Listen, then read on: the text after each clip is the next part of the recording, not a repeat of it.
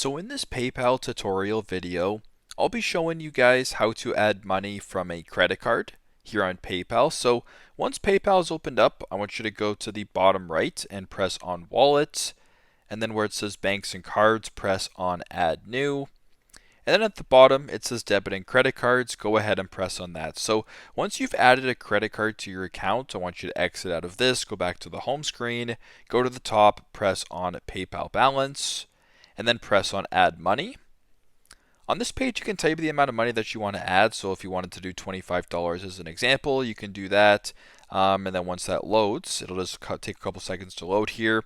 You can also press on the pencil right here if you want to add a custom amount. So if you wanted to add, $14, for example, you can do that. So once it's here, you can go ahead and select with your bank.